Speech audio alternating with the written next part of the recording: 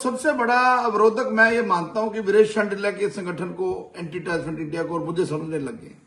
इस सिलसिले में लगातार मुझे धमकियों का, मौत के घाट उतारने की धमकियों का, घर में घुस के मारने की धमकियों का, परिवार को मारने की धमकियों का सिलसिला जारी है। पुलिस अब तक इसमें 3 आदमी गिरफ्तार भी कर चुकी है अलग अलग केसेस में।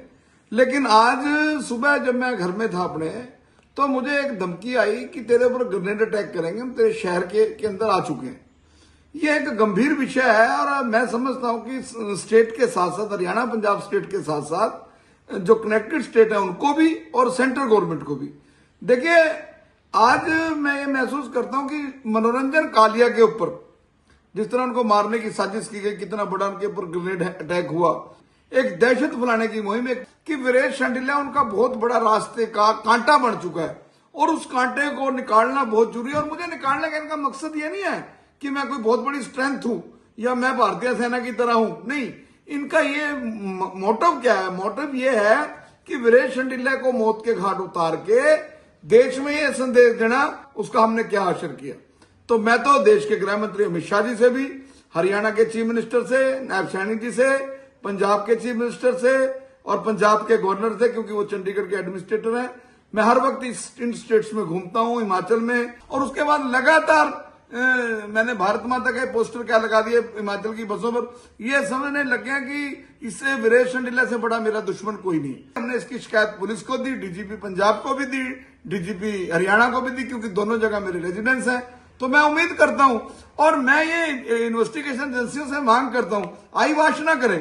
तो मैं तो चलो मेरे ऊपर ग्रेनेड गिर गया, मर भी जाऊंगा मैं, कोई बात नहीं, लेकिन सरकारी एजेंसियों को और सरकारों को मैं ये सचेत कर दूं। सबसे बड़ा अवरोधक मैं ये मानता हूं कि वीरेश शांडिल्य के संगठन को एंटी टाइफेड इंडिया को और मुझे समझने लगे। इस सिलसिले में लगातार मुझे धमकियों का, मौत के घाट उतारने की धमकियों का, घर में घुस के मारने की धमकियों का, परिवार को मारने की धमकियों का सिलसिला जारी है। पुलिस अब तक इसमें 3 आदमी गिरफ्तार भी कर चुकी है अलग अलग केसेस में। लेकिन आज सुबह जब मैं घर में था अपने, तो मुझे एक धमकी आई कि तेरे ऊपर ग्रेनेड अटैक करेंगे, हम तेरे शहर के अंदर आ चुके हैं। ये एक गंभीर विषय है और मैं समझता हूं कि स्टेट के साथ साथ, हरियाणा पंजाब स्टेट के साथ साथ जो कनेक्टेड स्टेट है उनको भी और सेंट्रल गवर्नमेंट को भी।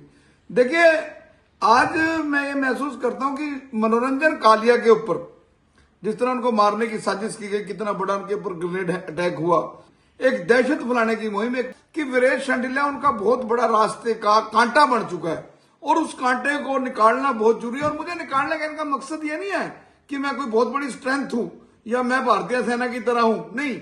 इनका ये मोटिव क्या है? मोटिव ये है कि वीरेश शांडिल्य को मौत के घाट उतार के देश में ये संदेश देना, उसका हमने क्या हासिल किया।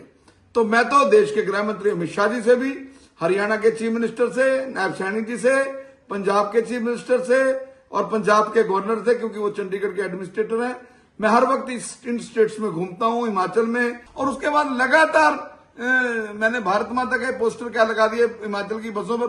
ये समझने लग गया कि इससे वीरेश शांडिल्य से बड़ा मेरा दुश्मन कोई नहीं। हमने इसकी शिकायत पुलिस को दी, डीजीपी पंजाब को भी दी, डीजीपी हरियाणा को भी दी, क्योंकि दोनों जगह मेरे रेजिडेंस हैं।